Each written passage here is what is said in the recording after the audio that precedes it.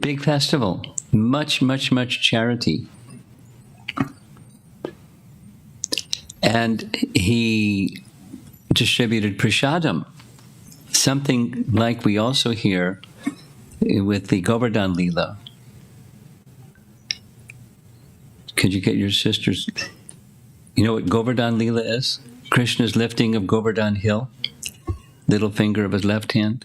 So with the Govardhan Lila, there was also massive distribution of prasadam.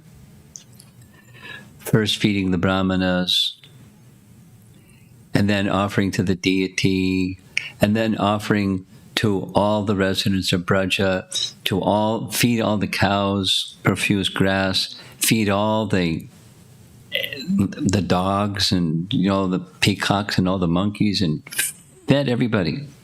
So Nanda Maharaj did something similar when Krishna was born.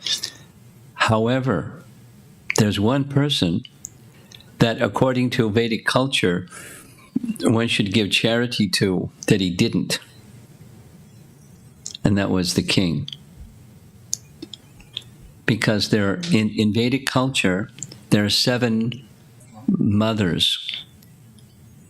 I'm saying this slowly, especially for the children, so the children can be connected to the story of Krishna's life. There are 7 mothers, and aside from the biological mother, there's the mother of the guru, and there's the wife of the king. And there's the cow, and so forth. There's the wife of the teacher. So the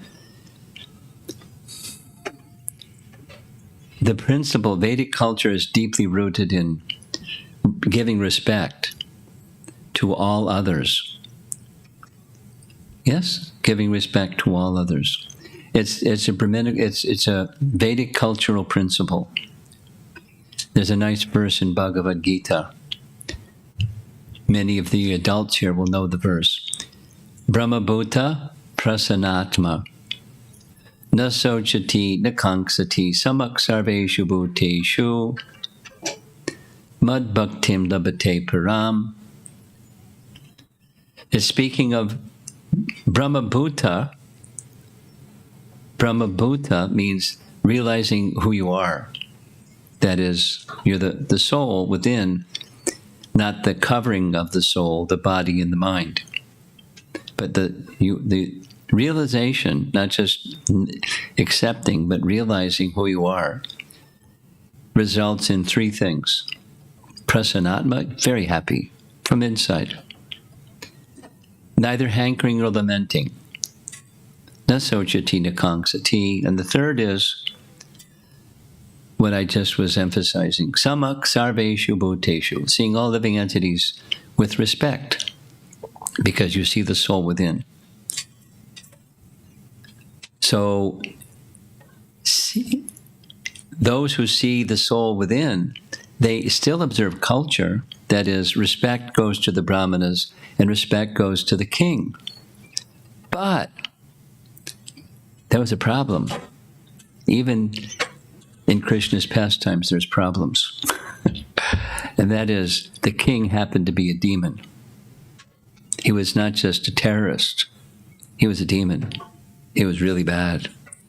And he had just killed, mercilessly, 6 sons of his dear friend Vasudeva and Devaki. And Nanda Maharaj, the father of Krishna, knew. But he also had a duty to the king, because in Vedic culture, he was in charge of the agriculture portion of the kingdom, and therefore he had to give taxes. It's the landholder system. The king was like the landlord or landowner. And Nanda was the king of the agricultural portion of the kingdom. So he had to pay taxes. So it was time. The sixth day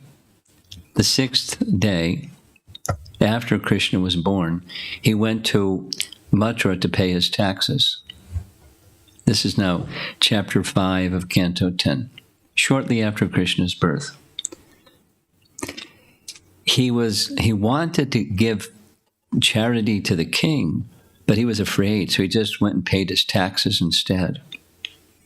And when he was in Mathura, his dear friend and relative, Vasudeva means the father of Krishna, Vasudeva and Devaki. So Vasudeva didn't want to go meet Nanda, his dear friend and relative, because if Kamsa knew, he would do the math real quick. 2 + 2 = 4.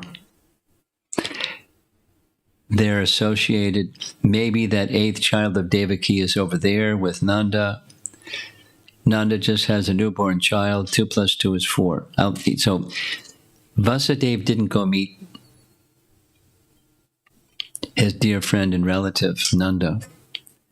But at night, secretly, with one minister assisting him, he went in the dead of night and met Nanda, and they had some conversations.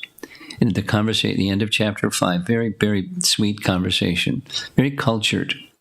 They were respecting each other, in short. And Nanda had heard that Vasudeva's sons were killed by Kamsa.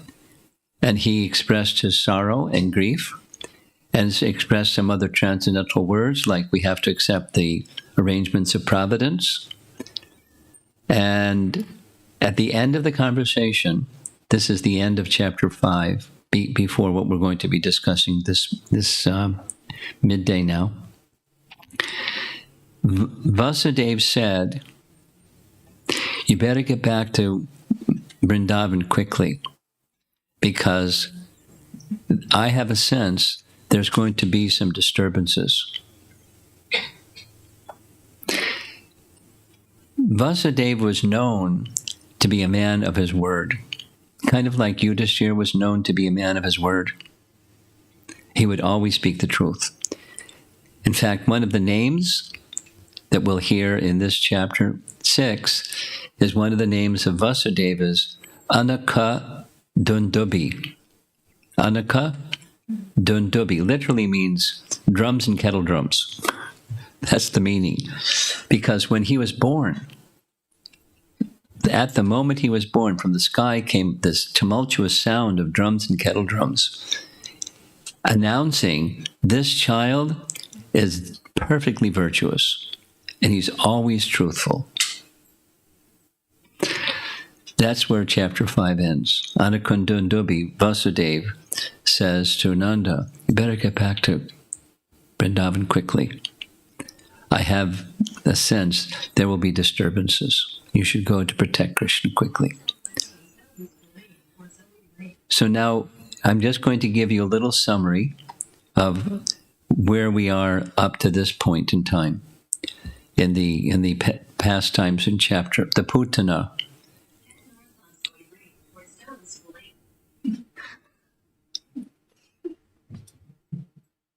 You cut it, right? Okay. The pastime of Krishna's killing of Putana.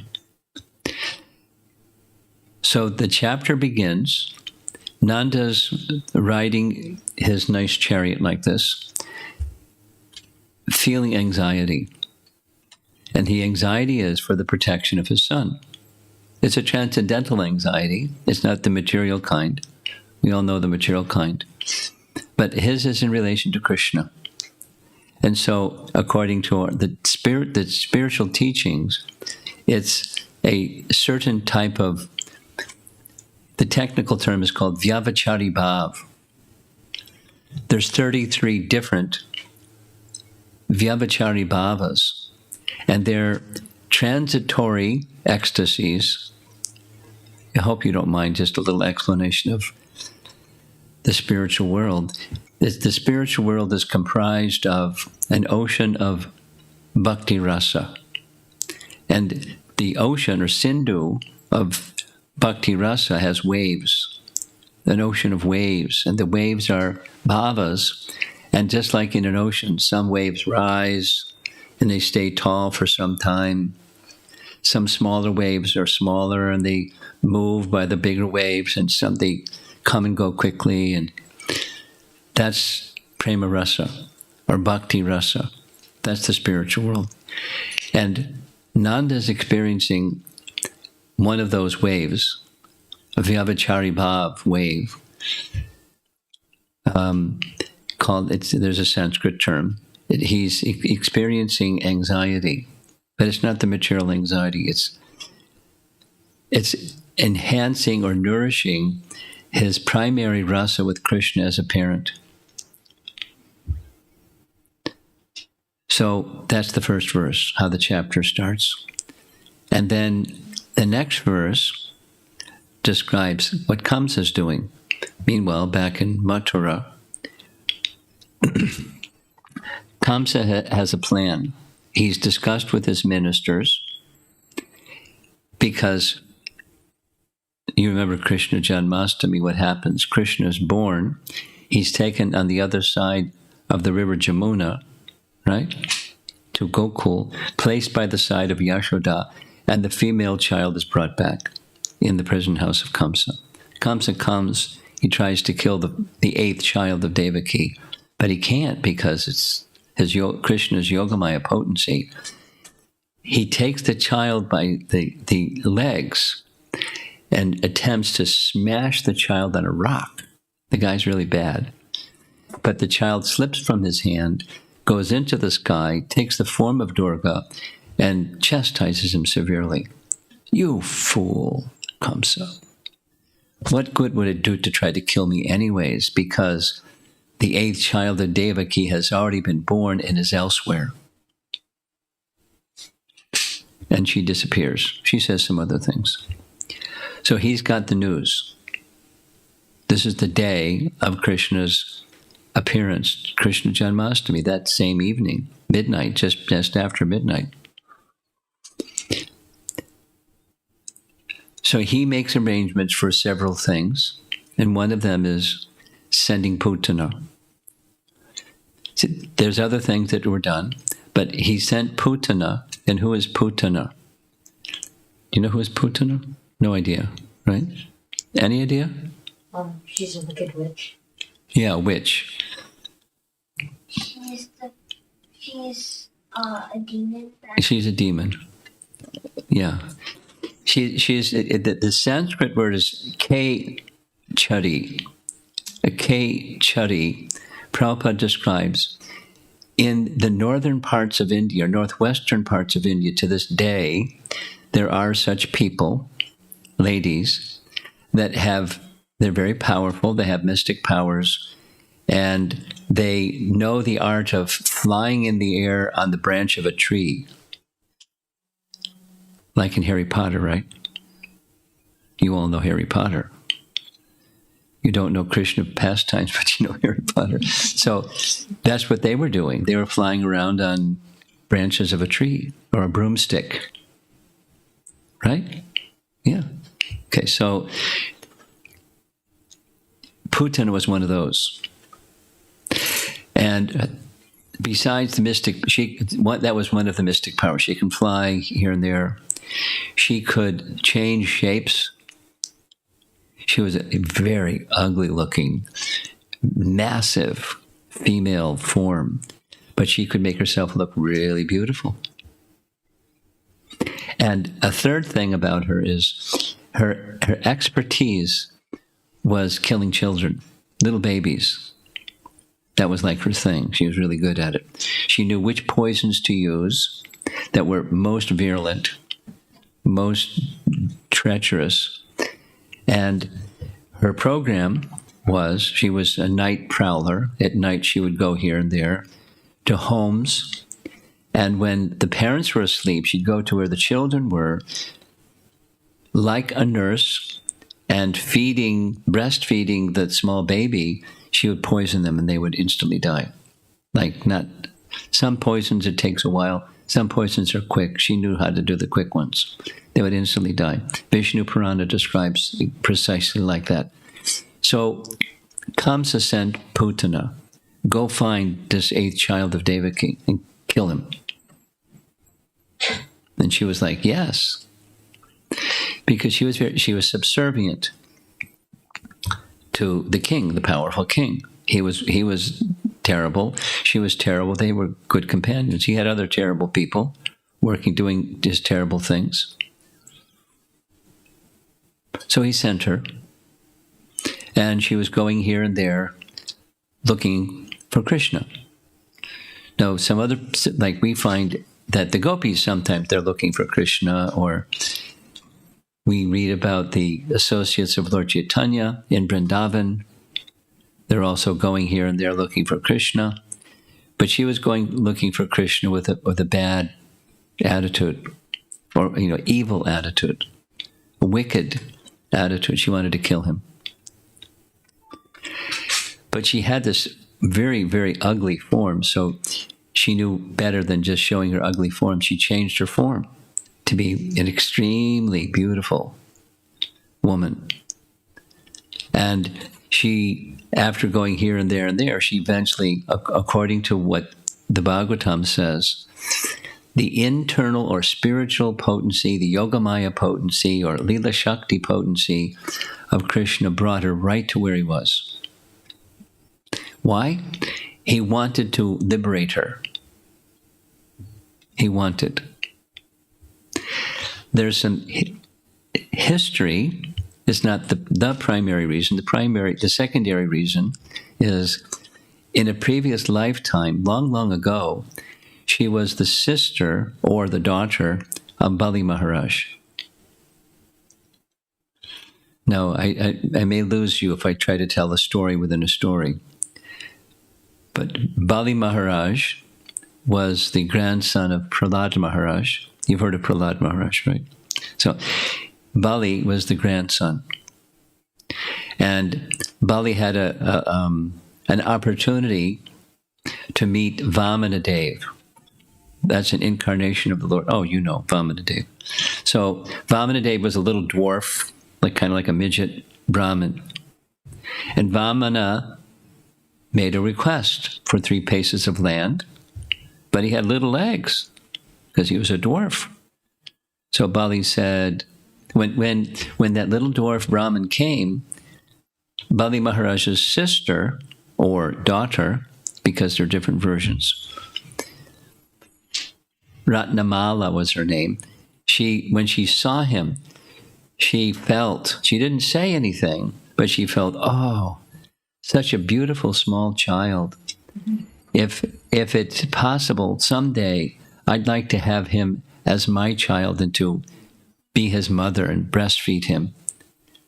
She didn't say anything, but Vamana said, when she was having that thought, whatever it is, Ratnamala, whatever it is that you're thinking at this moment, that will come true. And it did come true. In a later lifetime, she became Putana. But there was something unfortunate that also happened. And that something unfortunate was, in the story of Bali, kids, pay attention. Whoa, pay attention. Especially you. This is your home. With 2 paces of land, Bali covered the upper planetary systems, and his second step, poked a hole through the universe. And the water, celestial water on the other side of the universe came trickling down, washed the toe of Vamana, known as the Ganges. So Vamana said, what about you promised me 3 paces of land. Well, you can put your other foot on my head. And when Ratnamala saw that, and then after you didn't fulfill your promise, 3 paces of land, so you're to be punished. He tied him up with rope.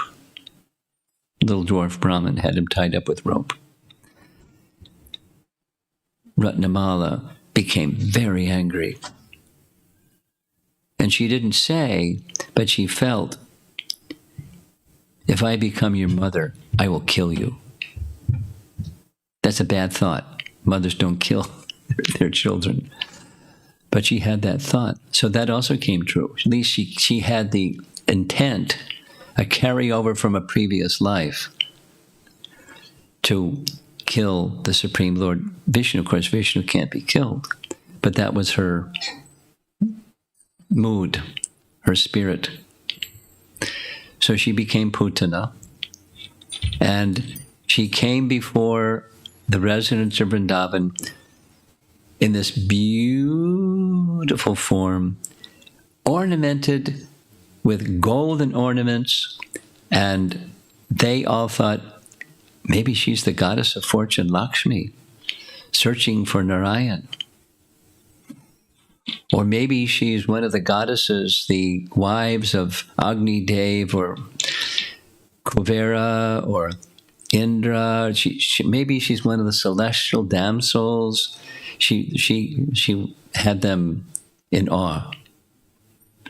And they're religious people. As they have respect for the demigods, they have respect for the wives of the demigods equally. And so they just let her go here and there. And she went right into Nanda's house. She went right into the bedroom where Krishna was lying, and she saw Krishna in the bed. And she had these same two feelings from her previous life. Oh, what a beautiful child. She felt maternal affection. And then the next was, let me kill him. So she had her routine. She had very, very intense, virulent poison. And she took Krishna on her lap. It's a very interesting section where it says, Krishna closed his eyes. Krishna's eyes were closed. And one of the names of Lord Vishnu is Animisha. Animisha means his eyes are always open. Maybe you've seen paintings that show Mahavishnu or Garbhodakshay Vishnu, and he's reclining, like Mahavishnu is in Yoga Nidra. But when he's in this Yoga Nidra, or sleep, his eyes aren't closed. It's partially like a yogi, partially closed and partially open. But Krishna had his eyes closed. And then there's this very elaborate description by different acharyas explaining why Krishna's eyes were closed instead of animisha. He was nimisha. He wasn't looking at her, and there's different reasons. He didn't want to see her. She was so treacherous. Or he didn't want to see her go through the pain. Or there's other explanations. Very interesting. And she, right in front of Yashoda and Rohini. Rohini is the mother of Balaram, right? Rohini is the mother of Balaram. So both were there, and they watched the whole thing. She took Krishna on her lap very affectionately and gave him her breast to take breast milk. And Krishna accepted that service, and he withdrew the poison and her life air. And it was very painful. When you lose your life air, it's painful. The moment of death is not a joyride. She started screaming. And screaming so loud.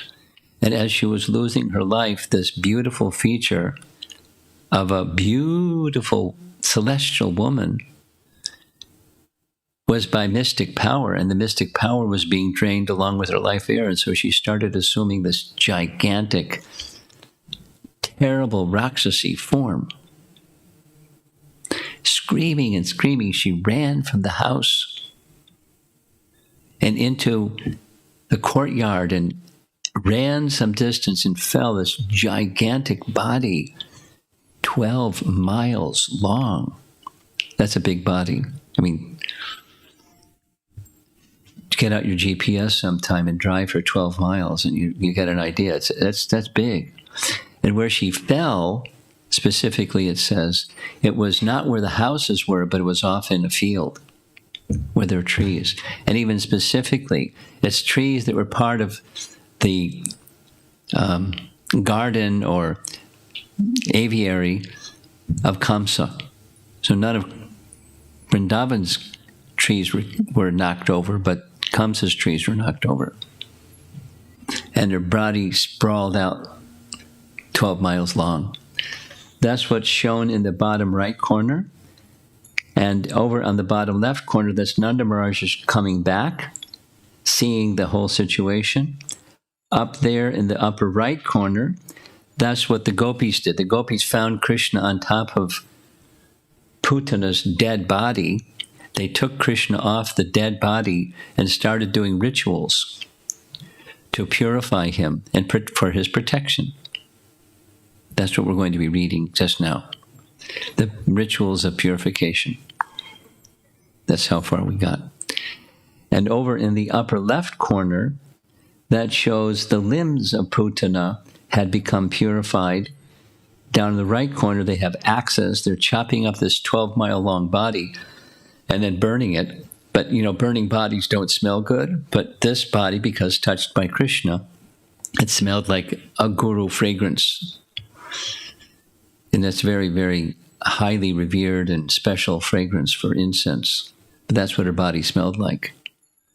Burning flesh doesn't smell like that, but her body smelled like that because of touch with Krishna.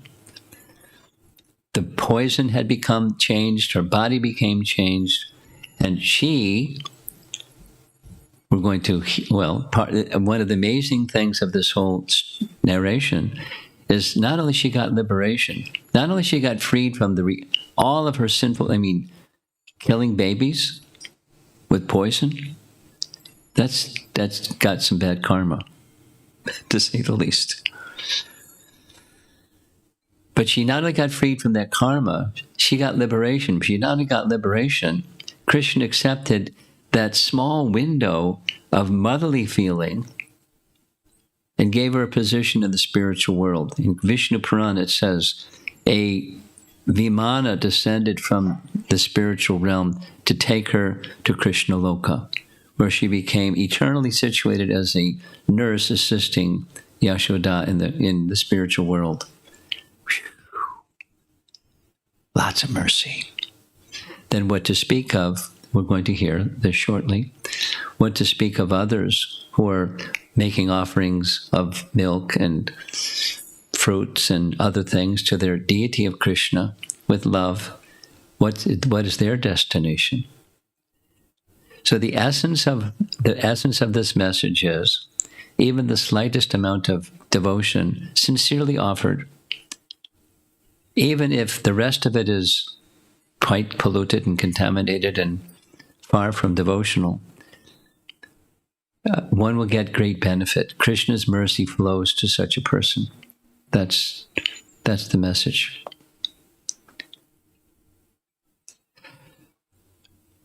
So we'll do a little preamble before we get to where we left off this morning from the morning class.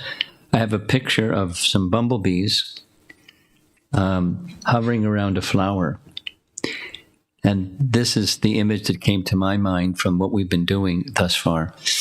The flower is the Srimad Bhagavatam. The topics of Krishna are very sweet. But we can smell a flower and not get the honey from the flower, but bees know how to get the honey from the flower. Similarly, the commentaries that we've been reading, they are the commentators, and their commentaries are like the bees that are gathering the pollen to provide honey for the persons who are reading Srimad Bhagavatam. And we've been reading many different commentators, and it's really special to appreciate the depths and range of the meanings within the verses of the Bhagavatam. Here's an example. This is a book, Hari Bhakti Kalpalatika. And this Hari Bhakti Kalpalatika, the author is unknown, but it's a book that one of our previous acharyas, some of you are a little newer, but everybody here knows who is Prabhupada, right? Or say it negative. Is anybody here that doesn't, when I say Srila Prabhupada, you don't know who that is? And I should explain? Okay, so you all know. So Prabhupada's spiritual master was Bhaktisiddhanta, and Bhaktisiddhanta's father was Bhaktivinoda. He lived in the late 1800s at the height of the British occupancy, etc., and wrote 100 books, along with being a high court judge and having 10 kids. He was a very prolific writer, and one of the books that he found in the course of his literary career was this book, Hari Bhakti Kalpanatika, and he really liked it, although the author was unknown. And he had it published and then republished. It was in Bengali. And here's a translation of one of the verses from that book dealing with the Putana pastime. There's the Sanskrit, so it's not Bengali, it's Sanskrit. With the desire to kill Krishna, Putana smeared poison on her breast and gave her breast to Krishna to suck. Yet, she obtained the position of a mother in the transcendental world. How can we describe the good fortune of those who always remember Krishna and with love offer him palatable milk products, nectarian fruits, or sugar candies, like deity worship? So some of you may have some deity in your home. It's quite common for householders. In addition to the nice deity in the temple, just in their home, have a deity of the form of the Lord, Krishna perhaps, and make, not just ritually make some offerings, but offering in the way that Krishna describes in Bhagavad Gita.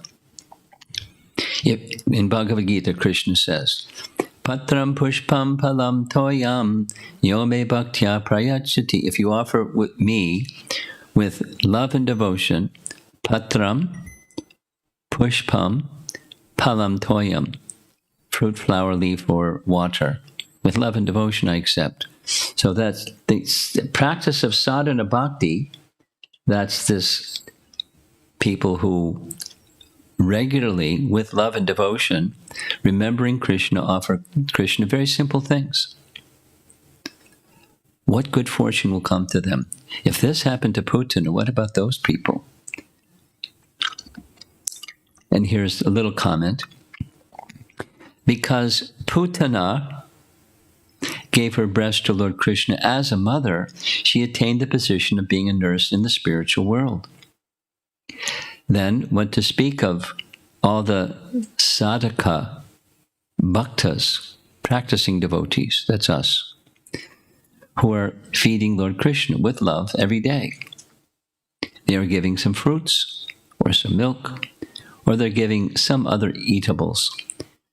There's great messages, the practical application messages. Krishna is very kind. He gives his mercy. We're little people. What's our qualification? Negligible. But Krishna is very kind. And if we offer something, for he doesn't need anything, he doesn't need a little water or a little leaf or a little anything. If we offer, to our capacity, something with love and devotion, not only he accepts, but there's a further thing with his accepting. A relationship is established progressively more and more as that loving offerings are made with deity worship, and then for that matter, everything that we do in life. And we go to Krishna. That's the message. Now, a little repeat from something that was discussed in the morning class. A reference to Canto 6, Chapter 8, Srimad Bhagavatam. There's a description of what you see in the lower left. That's Indra. In the far right, that's a Brahmana named Vishwarup. And Vishwarup was teaching Indra this way of protecting himself. Narayana Kavacha. Kavacha means shield. And Narayana Kavacha is done by mantra. Shields may protect you from weapons, and mantra shields protect you from everything. So you can look later, if you like, if you have Srimad Bhagavatam. If not, it's available online. And there's a whole chapter of exactly what we're going to be describing as soon as I stop this introduction part. The elder gopis, they knew how to do this. They weren't Indra, they weren't brahmanas, they weren't kshatriyas, they were simple ladies, village cowherd ladies. But they knew. Vedic culture teaches these things to all people, regardless of their situation, by occupation. They were doing what is described here. So,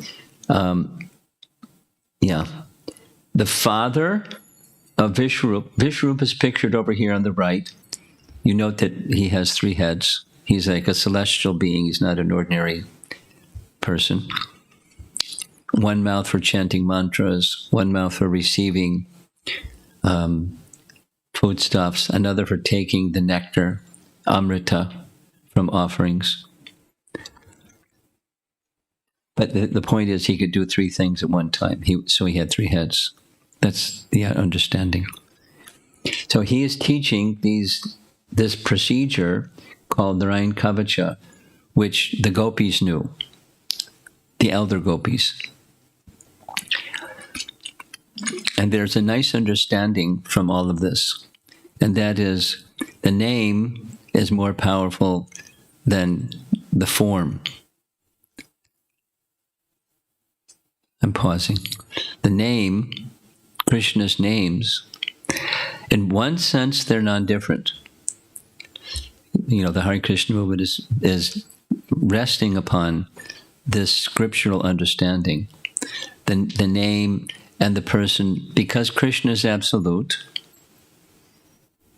his name and he are not different. Abhinna tvam nama namino. Abhinna means non-different. Tvam means having the quality of or non-differentness. Abhinna tvam nama nami. The name and the object named. Nama and nami. They're non-different. Abhinna. So when we say Krishna, Krishna is present through his name. Through that sound, he's present. The fullness of Krishna is present through that sound. We don't have that experience because our consciousness is covered. It doesn't change the fact. The name and Krishna are non-different. Then there's this nice understanding from what the gopis are doing. They're protecting Krishna's body by applying names, by Vedic procedure. The Vedic procedure is, while saying a name with a om or a bija syllable, touching different parts of Krishna's body, he's being protected by that sound.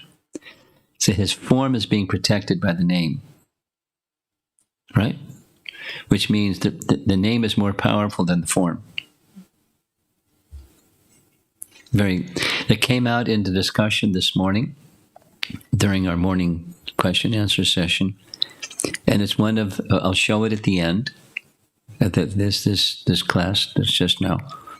But one of the bumblebee acharyas named Hari Shuri from Nasik area, he wrote this in his commentary on Srimad Bhagavatam. Just see what this pastime shows.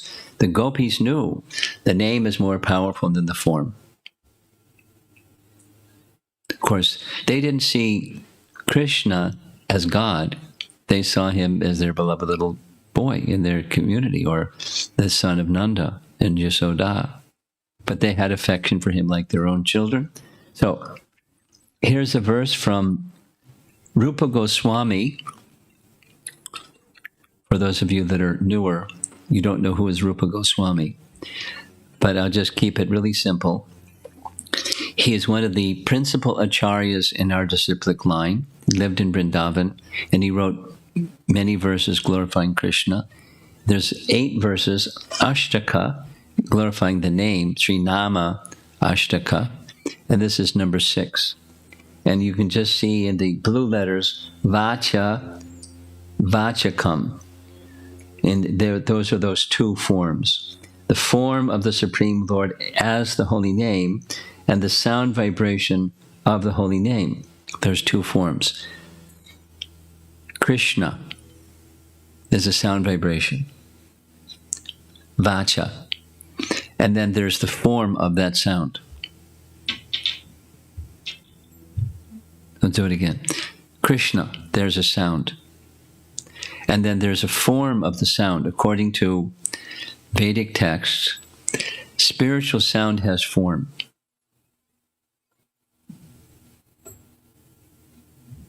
Material sound doesn't have form. Like, I can say chair, and I can't sit on that sound. I can sit on the chair, the object, which is being named by that sound, but you can't sit on it. Or water. It denotes an object, that the water I can drink and quench my thirst, but by saying water, it's not the same as the water. There's a difference between the sound and the object. But there's no difference between the sound, spiritual sound and object, and that spiritual object has form, and the name has form. It's a spiritual teaching. It's a little subtle. But this verse of Rupa Goswami says, O holy name, you are manifest in two forms. One, the Supreme Person described by the holy name, and two, the sound vibration of the holy name, that also has form. We know that the second form is more merciful than the first. Why? Even a person who commits many offenses to the first form may become plunged into an ocean of bliss by serving the second with his voice. So this is emphasizing mercy, and what the gopis are doing is emphasizing power or protection. They're protecting the form of Krishna through sound, through mantra. That's the verses that we're going to be reading. In the verse just before 6 is number 5. This is Rupa Goswami again. O holy name, I pray that my love for you, in your many forms, such as Agha Damana, the crusher of Agha, the Aghasura demon, Yasodanandana, the son of Yashoda, Nanda Suno, son of Nanda, Kamala Nayana, lotus-eyed, Gopi Chandra, moon of the gopis, Vrindavan Indra, king of Vrindavan, Pranat Karuna, merciful to the surrendered souls, and Krishna may increase. He's praying that his love increases by reciting the names. Okay, that's all background, and now we're going to cover 3 verses. This is now taken from Canto 10, Chapter 6, the Putana story, and verses 22, 23. You can follow along. The person narrating is Shukadeva Goswami. He's narrating to the king, Maharaj Parikshit, and he says, the elder gopis, following the proper system, protected Krishna, their son, with this mantra, and it gives the mantra in Sanskrit. May Aja protect your legs. So they're saying the mantra, touching the parts of his body. They're protecting the parts of his body through mantra. They know what they're doing. They want to protect him. May Maniman protect your knees. Yagya, your thighs. Achyuta, the upper parts of your waist. And Hayagriva, your abdomen. May Keshava protect your heart. Isha protect your chest. The sun god, your neck. Vishnu, your arms, Urukrama, your face, Ishvara, your head. May Chakri protect you from the front. May Shihari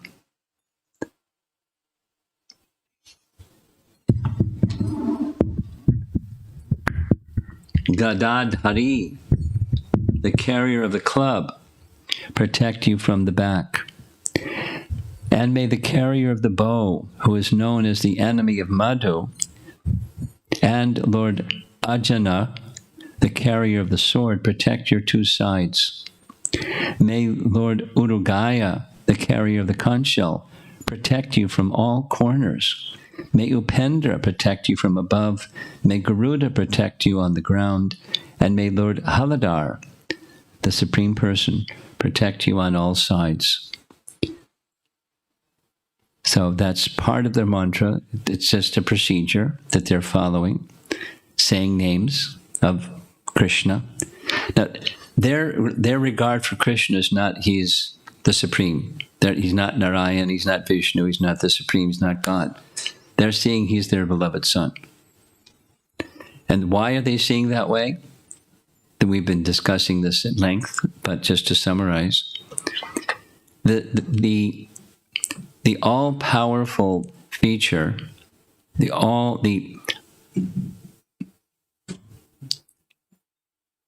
almightiness, Aishvarya in Sanskrit, the opulence of Krishna is within Krishna. But they cannot see that opulence of Krishna because two reasons. Their love is so strong. Even when he shows his opulence of power, they see something else. Because their love is so strong, they see something else. Oh, the virtue and piety of Nanda has protected this boy. They see things like that. They can't see Krishna did it. And the other is Krishna, seeing that kind of love they have, he assists, nourishes their love by his internal potency called Yogamaya. He doesn't allow them to see his divinity. Rather just, they see what they see. They see the sweetness of this beloved boy. We should protect him. Okay, the next is 3 verses. May Rishikesh protect your senses, and Narayana, your life air. May the master of Shvetadvi protect the core of your heart, and may Lord Yogeshwar protect your mind. May Lord Prishnigarbha protect your intelligence, and the Supreme Personality of Godhead your soul. While you are playing, may Govinda protect you. And while you are sleeping, may Madhava protect you. May Lord Vaikuntha protect you while you are walking. And may Lord Narayan, the husband of the goddess of fortune, protect you while you're sitting. Similarly, and I put this in big letters, may Lord Yagyabuk, the fearful enemy of all evil planets, always protect you while you enjoy life. Now, there's something from Vedic astrology, Jyotisha Shastra. Astrology? Yeah. So there's a Putana planet in Vedic astrology or Jyotisha Shastra. And here's what it says. A terrible female planet called Putana attacks a child when it is 1 month old. So they're wanting to protect Krishna by Yagyabuk, Lord Yagyabuk, who protects one from evil planets. So who knows? Somebody like her may come back again. So they want to protect him from any possible this way, that way, the other way. So now here comes one of our honeybees named Jiva Goswami, and he writes, Bhagavan Para, from these verses, means Swayam Bhagavan. Swayam Bhagavan. Swayam Bhagavan indicates the original form from which all other forms are expansions. Swayam Bhagavan, that form of the Lord from which all other forms come as expansions. The subtle meaning here is that the expansions should protect Krishna's limbs, since the expansions are the limbs in his possession, and Swayam Bhagavan should protect himself, Atmanam, since he is the possessor of the limbs. The avatars protecting his limbs are his avarana deities.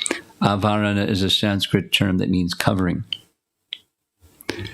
Like, when it's cold out, you put a jacket on. That's an avarana in practical terms. For the Supreme Lord, his avaranas are his expansions. So the intention of this mantra chanting for Krishna is his avarana expansions should protect him. And they do. Names are then mentioned in relation to Krishna's activities. Govinda means he who plays among the cows. That's his commentary. Now, speaking of these elder gopis, now remember this is parental affection time, because the younger gopis come later in the Bhagavatam. He's still just 6 days old. So it's the elder gopis.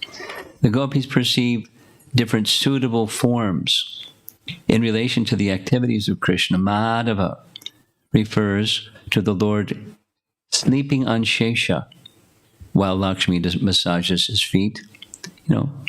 Madhava.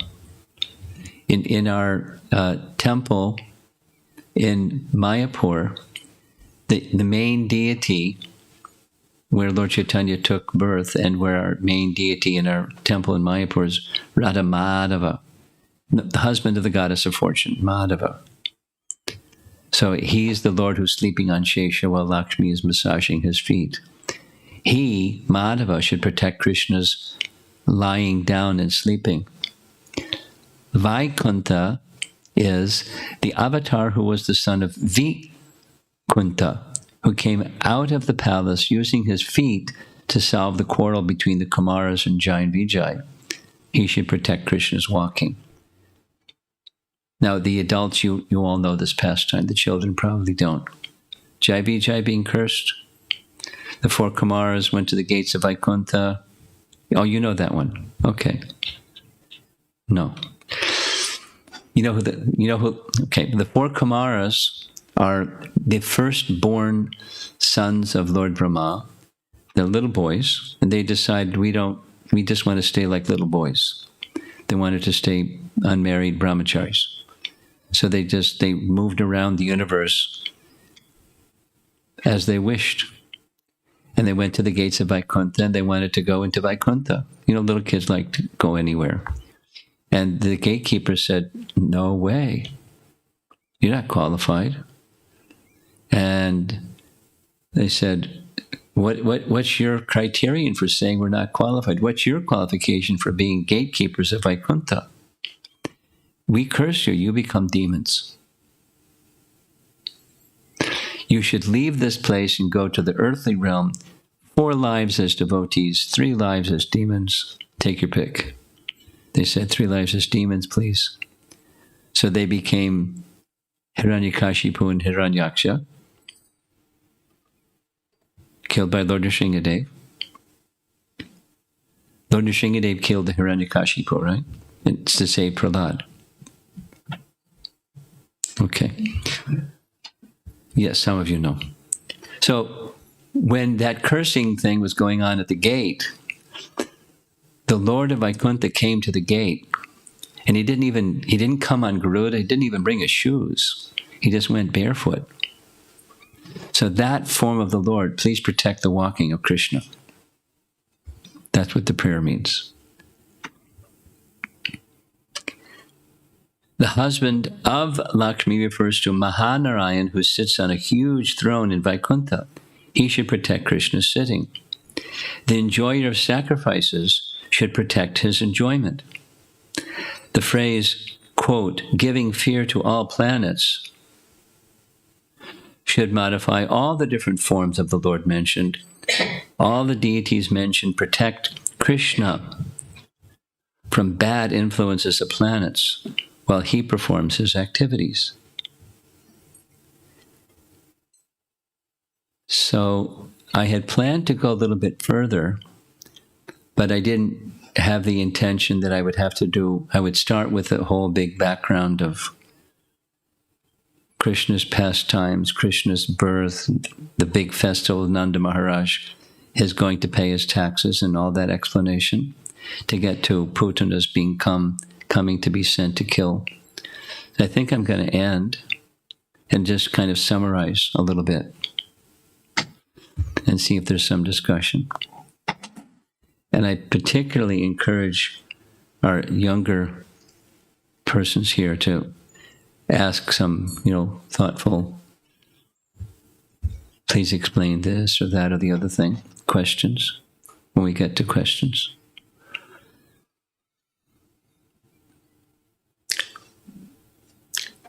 Eternally, according to the Vedic texts, eternally Krishna is residing in the spiritual world. I'm reaching up here. He's in the spiritual world.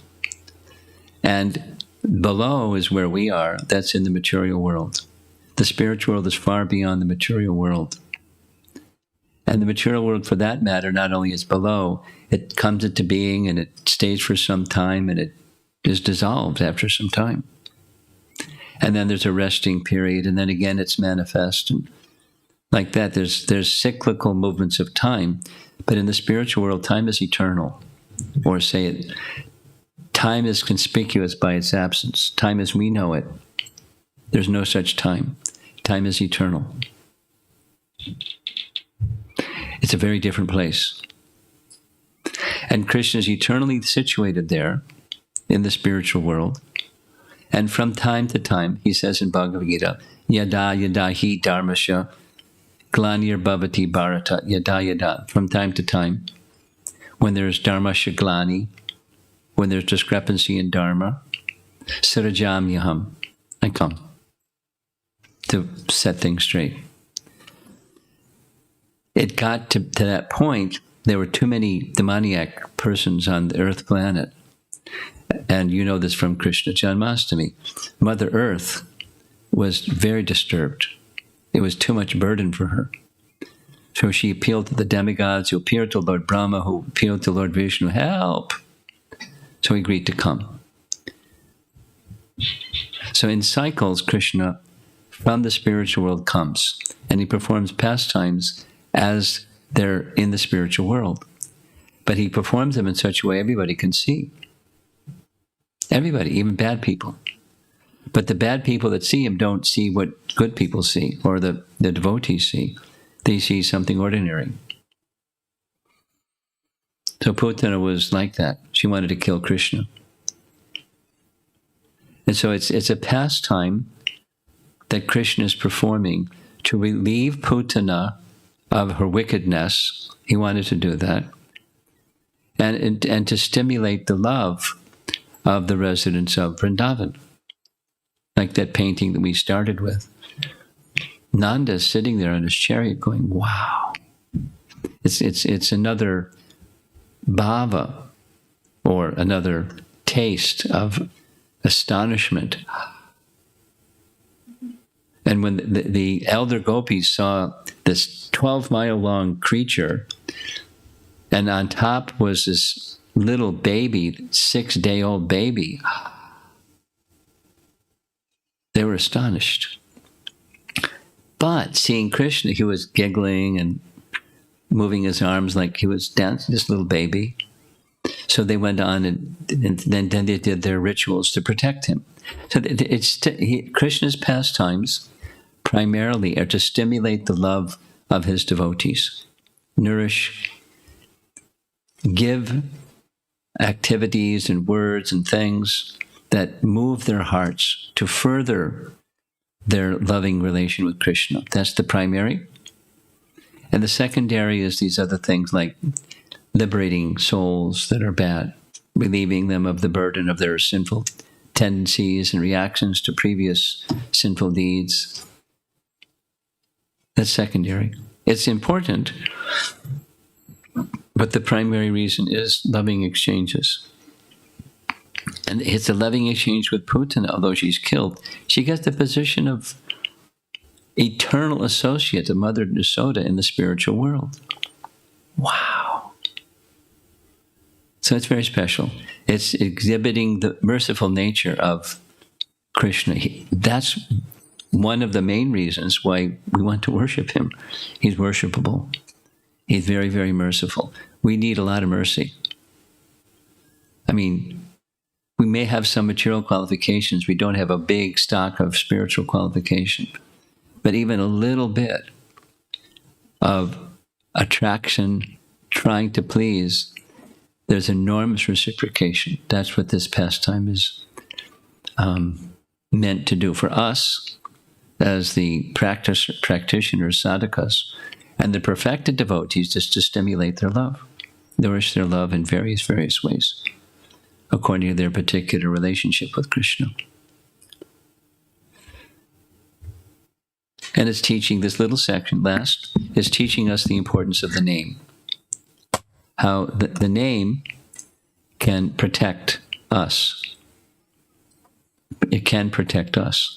Just like many of you are wearing tilak. It's the same principle. We say, Om Keshavaya Namaha. It's protecting the body. That's what it's for. That's what it's for. There's a nice section, 6th Canto Bhagavatam. There's a nice section where Ajamila was very bad, very sinful, but he just remembered to call his son Narayana at the time of death. You know that story. And Narayana agents came, the Yamadutas came and protected him simply because he called Narayana. He got saved. And eventually he resumed his life, practiced bhakti, and went to Vaikuntha. But he was destined for a bad place. The agents of Yamaraj came to take him away. But he was protected by the calling of the name Narayana, even unintentionally. So there's very strong emphasis in this pastime, this little section we read, the importance of the name. Even in Krishna's pastimes, the importance of the name. What to speak of our lives, the importance of the name. So there's some thoughts on Krishna's pastimes with Putana. And let's see, we're getting the microphone ready to see if you all have some, or any of you have some just questions or topic that you'd like some further explanation. And there's a portable one and there's one with a wire. You're going to do both? Yes. Okay. Would anybody like to discuss some point or raise a question?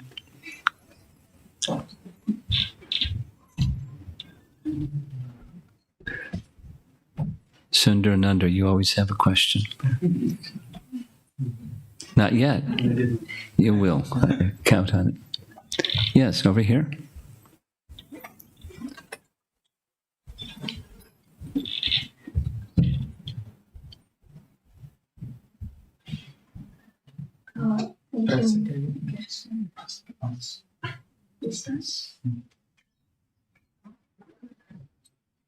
Thank you, Maharaj.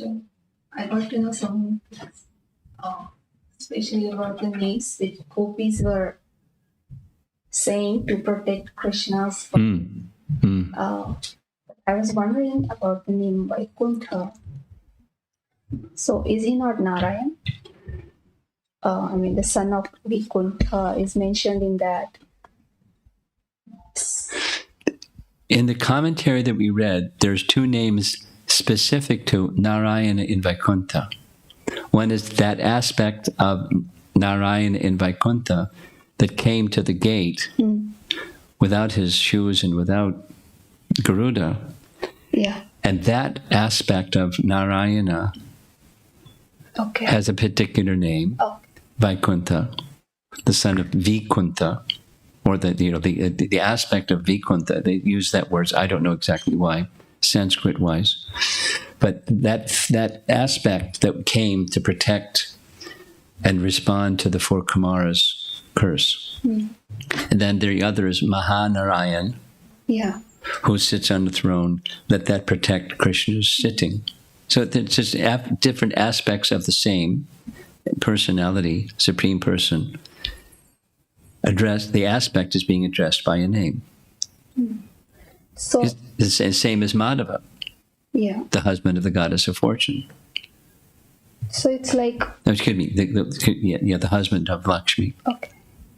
So it's like Madhava, Govinda. So these are the names of Vishnu as well as Yes, Krishna. that's And correct. they were protecting him from the point of view of Yes. Narayana. Yes. Okay. Yes. The Bhagavatam teaching, it's a little detailed, but I don't mind. It's nice detail.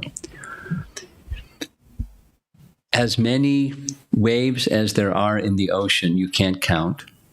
That many expansions or incarnations of the Lord there are. Unlimited.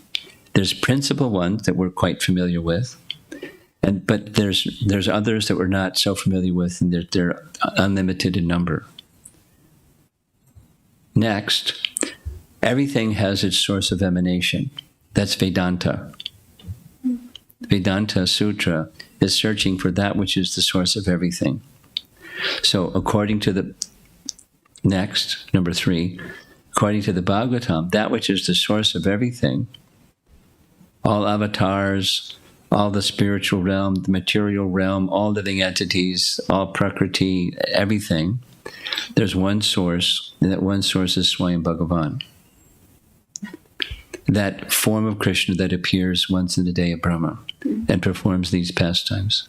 So within Krishna is everything, and there's this expansion, that expansion, and the esoteric teaching or hidden teaching is the gopis don't know that he's the source of everything. They're wishing that these various expansions protect this little baby.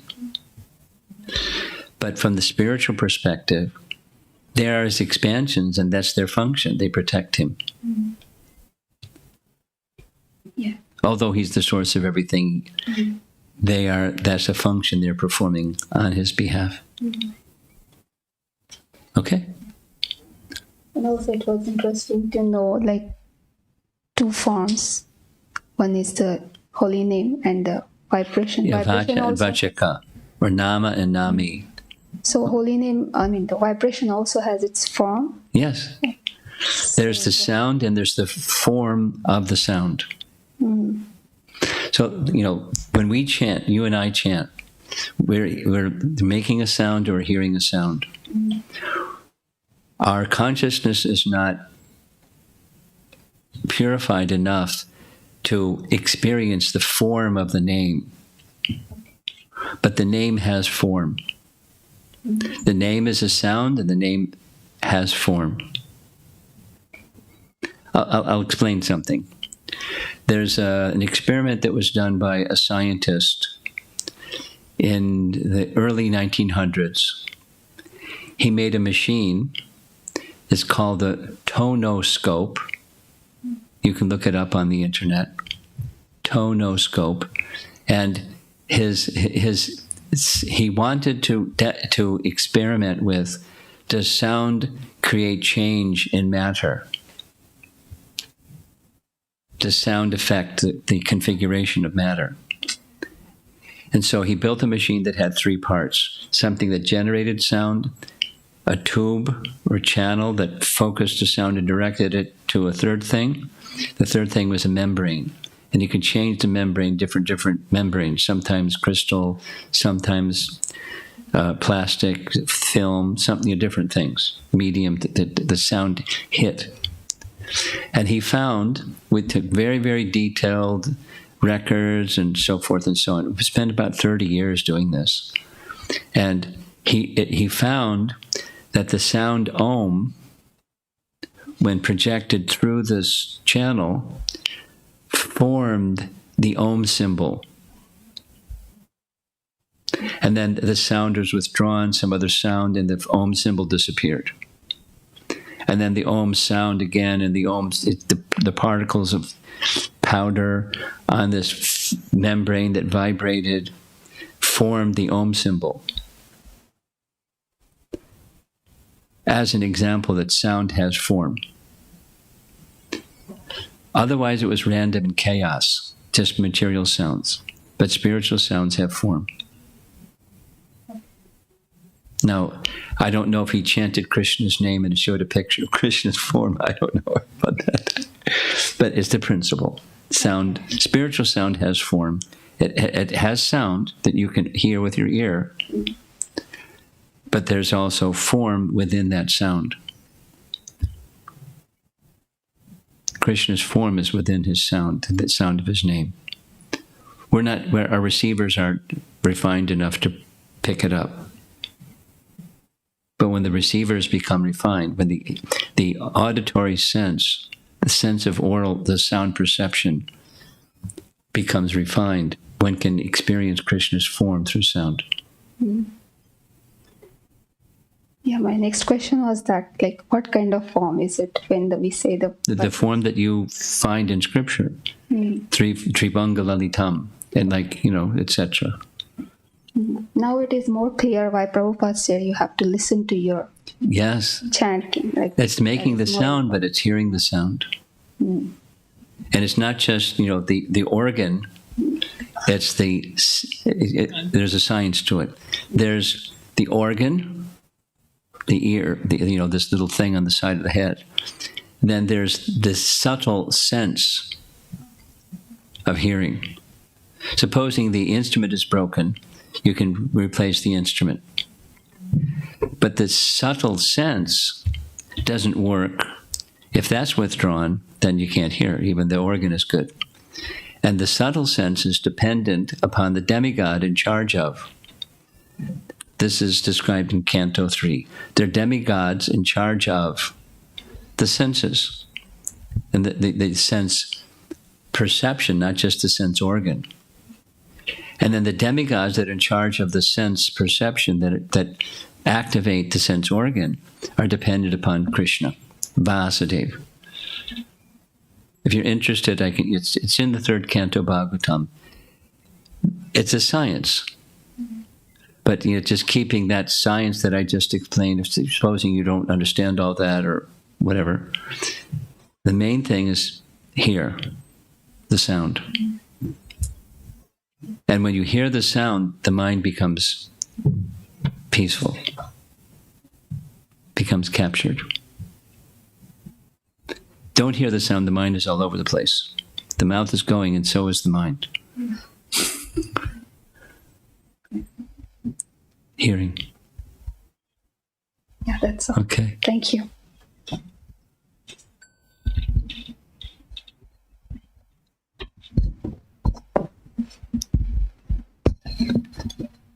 Anybody else? We have a lot of adults and children here. Any curiosity points? Yes? Hare Krishna Maharaj. The Narayana Kavacha that gopis chanted for Krishna. They didn't chant Narayana Kavacha. The Narayana Kavacha is very similar in principle. They chanted what we saw. What we saw is not Narayana Kavacha. It's very similar. So I know you mentioned the Narayana Kavacha is in the 8th canto, 6th chapter. No, 6th canto, 8th chapter. 6th canto, sorry. Yeah. So then, is there any qualification required for that? You need a teacher. You need a teacher. To chant mantra properly, you need a teacher.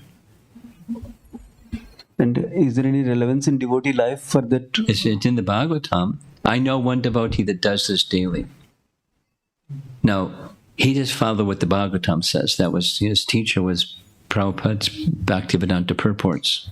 And it's right there in the Bhagavatam. But other than him doing this, I don't know of anybody that does this. The main application for us is the tilak mantra that we place in 12 parts of our body daily or after bathing. Thank you, Maharaj. Okay. If there's no other questions, we'll go to the online questions. There are online questions. Give her the... Oh, you have a microphone. The first question is from Sanchari. Guru Maharaj, how do we explain how Krishna's mercy works? When thinking of this Lila, a single moment of devotion some number of lifetimes ago changed the course of Putana's life. How do we explain this to someone who says that it seems almost unfair when compared to devotees who are practicing sincerely, that it feels like devotees have so much more to prove to get Krishna's mercy? Sanchari, you and I and those people you talk to don't know what happened before she was Ratnamala. You know, there's the big picture of the soul's journey through many, many, many lifetimes.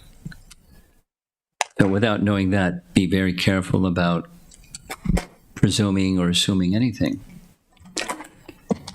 And second is mercy from Krishna is causeless. Like, let's say, today there's a nice sunny day, not many clouds in the sky. So, maybe tomorrow it's going to be cloudy, and or maybe the next day it's going to be rainy. So you can say there's causes for the clear sky, cloudy sky, rainy sky. There's material cause and material effect. But when it comes to Krishna's mercy, it's causeless.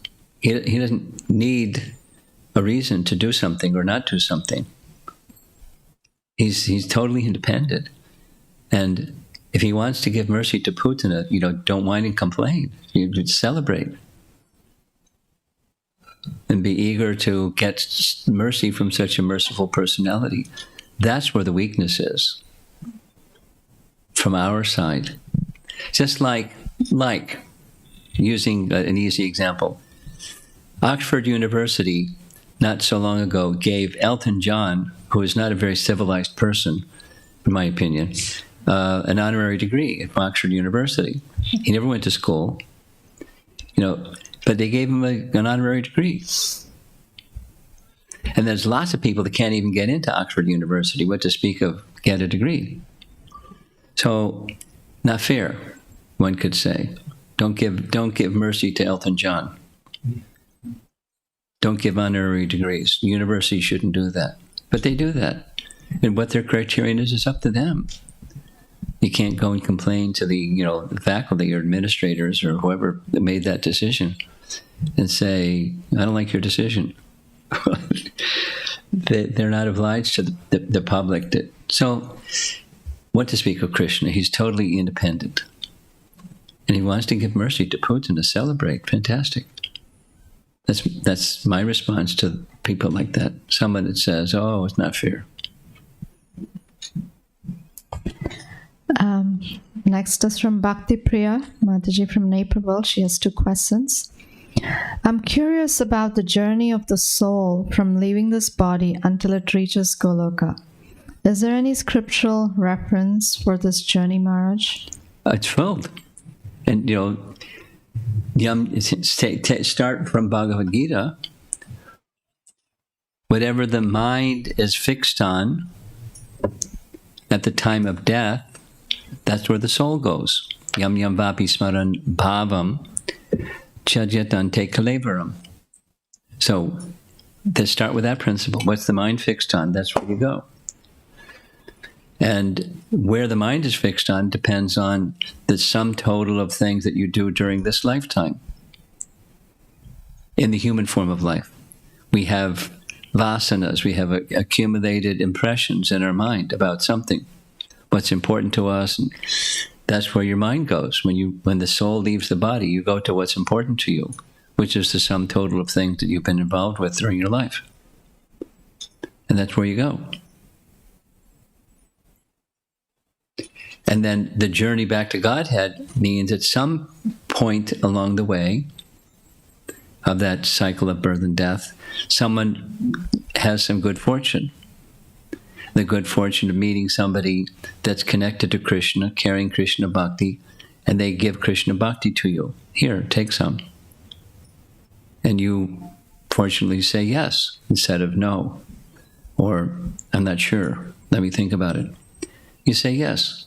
And that mercy can be grown and grown and grown. And then there's stages of elevation of consciousness up to the stage of going back to God. And it has everything to do.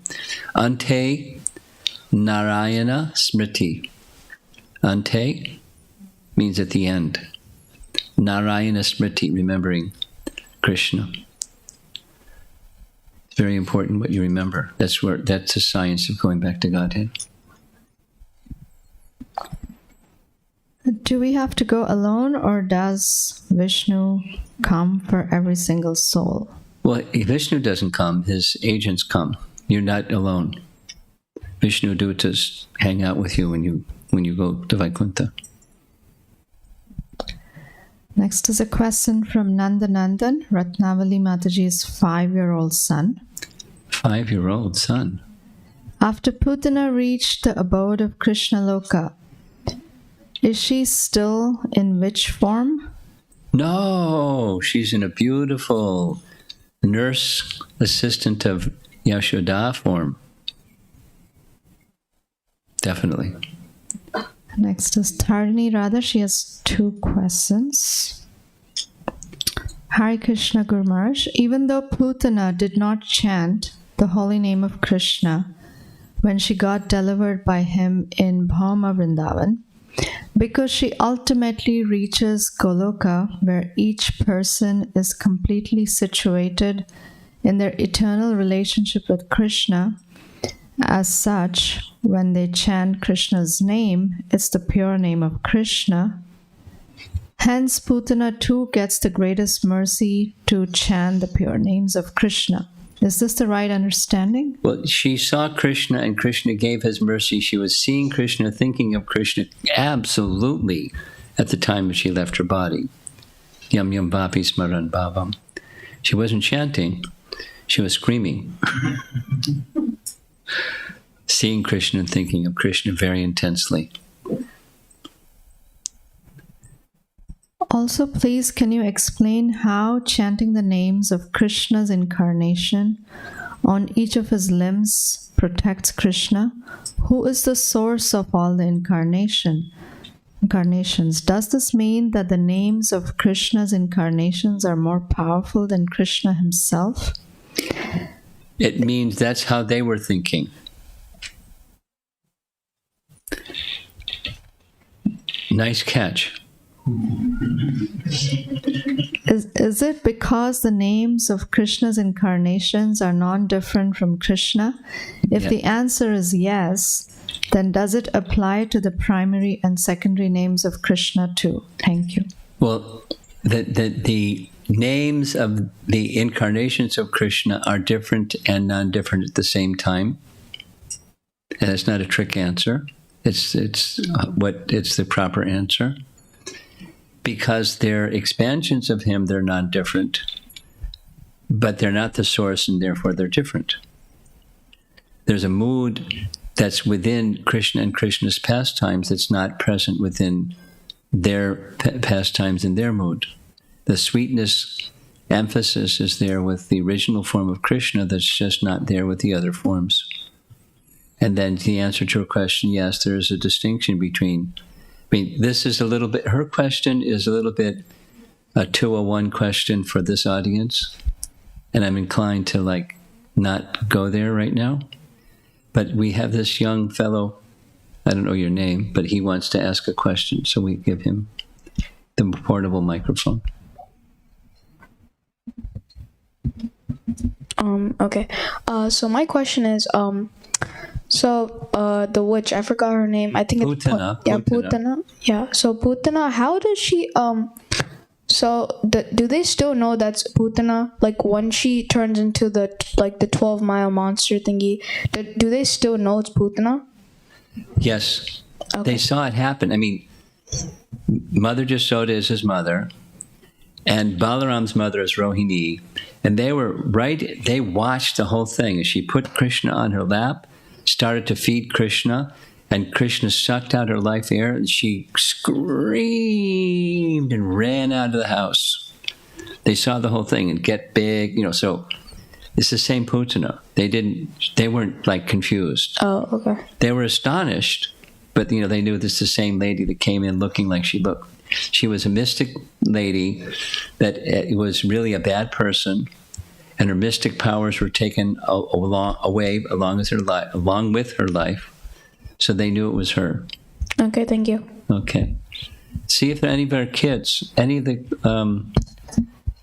anyone of these 5 young people. Thoughtful question from any one of you. Nothing, huh? Okay. Back here? Nanda Pranam Guru Maharaj. Hare Krishna. Hare Krishna. Actually, my question is, Maharaj. Closer to your mouth. And even without your mask, it'll be better. You want me to open this? Yes, because I can hear your voice better. Thanks. And then you can put it back. Actually, my question is once the body leaves, the Atma. Once the body leaves, the Atma and Paramatma stays together. Yes. But when we came to know, you are telling that Atma it goes alone, but the Paramatma is not going to stay. So just want to confirm. No. Let's just go a little slower. The subtle body, the mind, intelligence, and false ego stays with the soul. The question that was being asked before is, what's the process of going back to Godhead? So I was saying, whatever the mind is fixed upon, that's where the soul will go. So the subtle body goes, the soul goes, and Paramatma is in the heart of the soul. The Paramatma goes too. All 3. The gross body is left behind, it decomposes. The subtle body stays. The impressions from this lifetime and previous lifetimes are in the mind, and those impressions go with the subtle body, the soul, and Paramatma. Does that answer your question? Yes? A little bit. You can ask a refining question. What I mean is... So when the body leaves... you say the body leaves. The soul leaves the body. The body is like... Yeah. The body doesn't leave. The body's lying there. So when the soul leaves the body... So Atma, when it does not going to enter the different body, so Atma will be alone. So no, wait, slow down. When we're going to the Vaikuntha, or the spiritual realm, we finished our material business. Everything is... Well, here's the good news. You want some good news? Here's the good news. To go back to Godhead, to go to the spiritual world, the subtle body, the material mind, material intelligence, and material ego are dissolved. It's like an Alka-Seltzer commercial. It's just dissolved. What's left is the spiritual mind, the spiritual intelligence, and the spiritual sense of self. I'll say it again. The material mind, intelligence, and false ego, the subtle body, are dissolved. Yay, no more material mind. But you still have thoughts and feelings and desires, but spiritual ones. And the soul is made up of those things too, and that the soul and supersoul go to the spiritual world together. We're not alone. The question was, do we go alone? We don't go alone. Supersoul is always with us, but there's also associates of the Lord that accompany us. Hey, welcome. Let's go. Thank you, Maharaj. Okay, we'll go back to the online questions. Tongsidari, he wants From to give you the mic. Panduranga Gopal Prabhu from Naperville. I want to understand Abhinatvam Nama Namina. I'm looking for a material example. Like Prabhupada mentions, the only love comparable to Krishna's love is mother's love. I'm a little confused by the question because the two parts of the question don't correlate. So for those of you that are not familiar with the phrase, I mentioned it. Abhina means non-different. Bina means different and abhina means non-different. Bina and abhina. So abhina is non-different. What's non-different? The name and the object named. Nama and nami. The name and the object named spiritually for Krishna, or that which is of the spiritual nature, the sound and the object named by the sound are non-different. So, in the example, water and the nourishing effect of water, the sound and the object are different. Chair and the sound chair are different. So, the material sound, there's difference. Spiritual sound, there's no difference. That's the abhinatvam nama namino.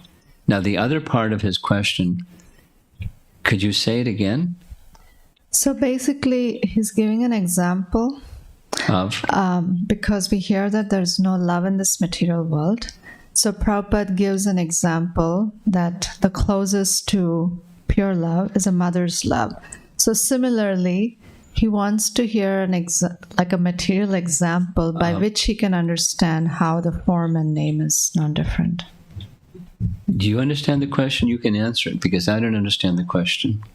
I mean, the love of mother, the explanation that I have heard from Prabhupada is, love in the spiritual world is totally selfless.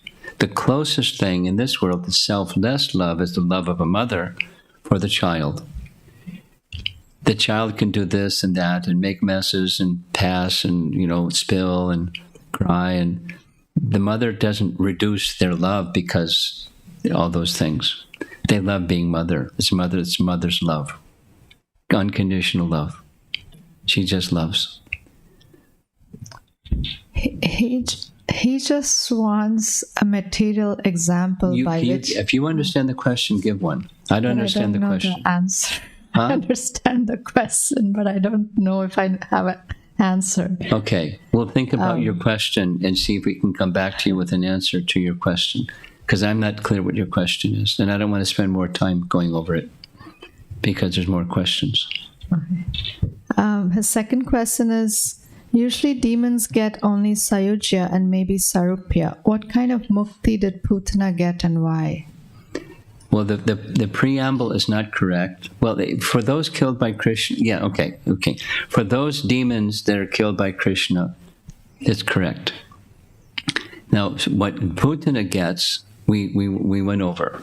She doesn't just get merging with the Supreme Lord, or she doesn't get a form in Vaikuntha, like a four-arm form like Narayana, because that's a type of liberation that some get who are worshippers of Narayan. They go to Vaikuntha and have a form like Narayan. That's one of the Sarupya Mukti. Is one type of liberation, but that's not what happens with Putana.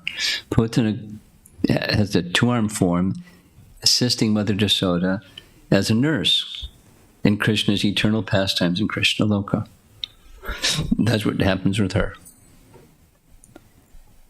Taruni Radha, thank you, Guru Maharaj. When one thinks of Krishna at the end of their life, they reach his planet.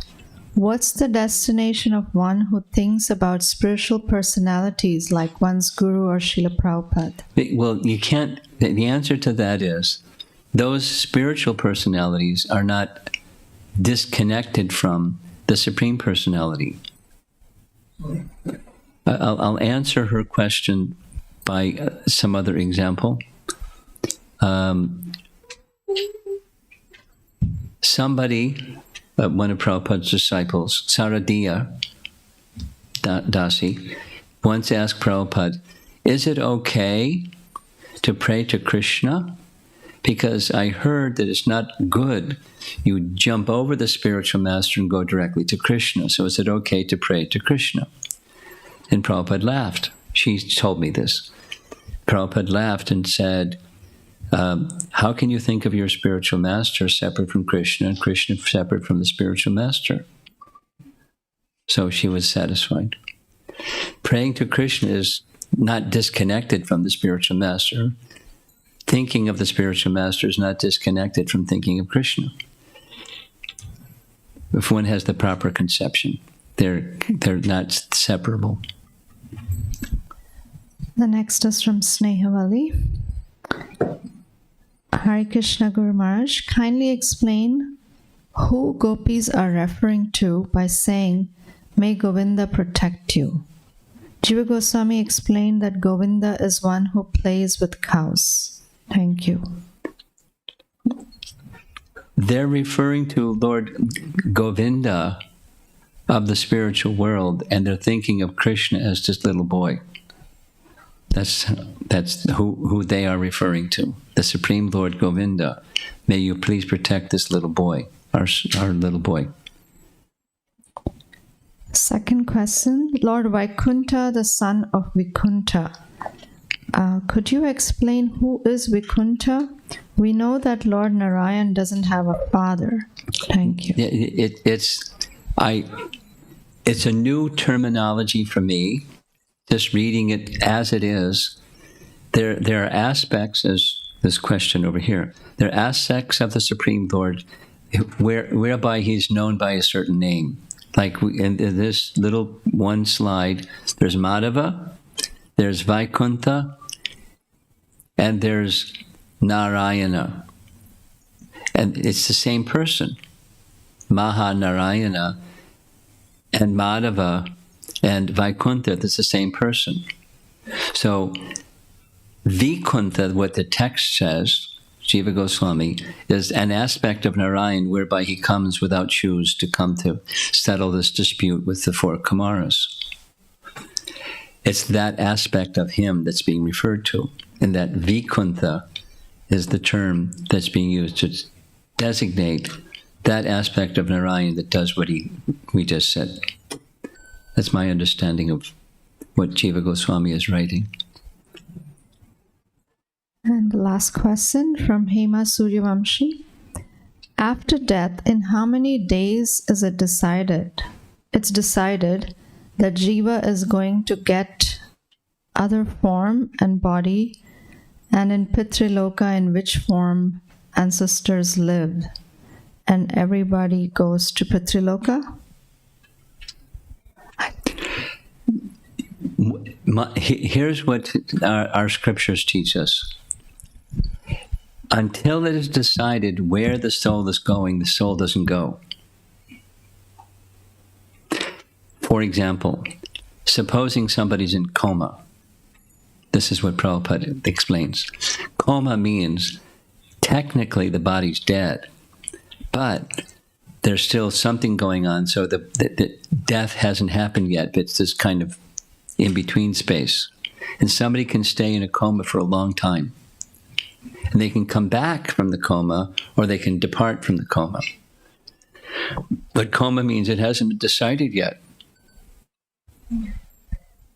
The body's kaput, but the soul hasn't left yet because there isn't known where it's going to go. And so if it's decided, well, he has to come back. So they can come out of a coma and live for some years, not just moments or days. So that's the answer to her question. It's decided at once. If I've understood the question correctly, how long does it take? It's decided at once where the soul is going.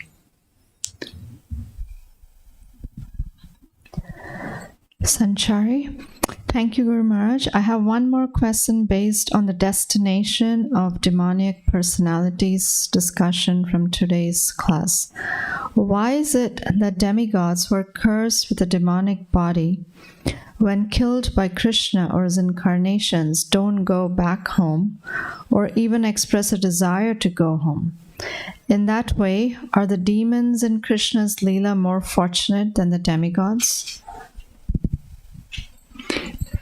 I'm not sure what she's asking. Are you? I got the punchline, but I don't get the preamble to the punchline. Are the demigods more fortunate? Well, any association, any direct association with Krishna is most fortunate.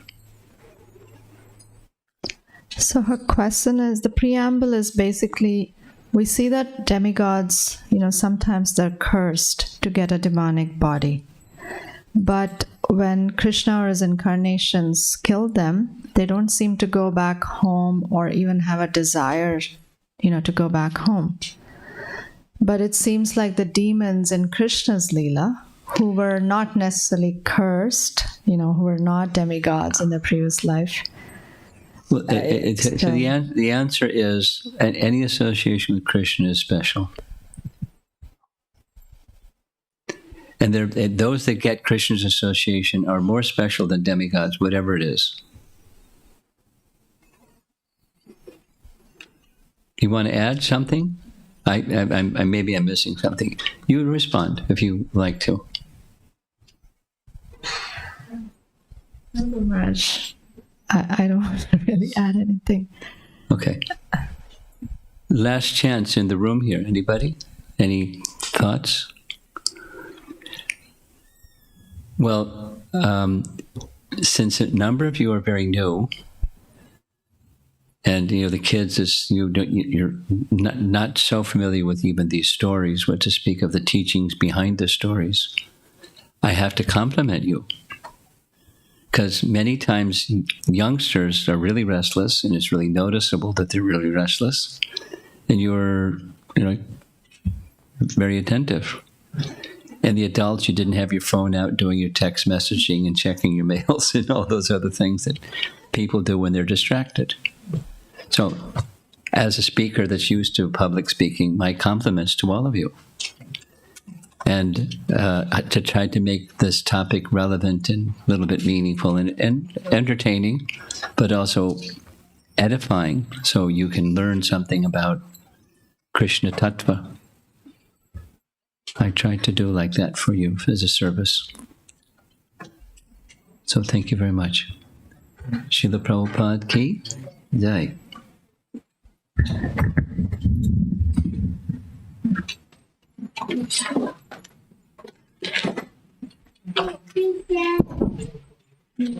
I have some Mahaprasadam to give out, so don't go away, Krishna.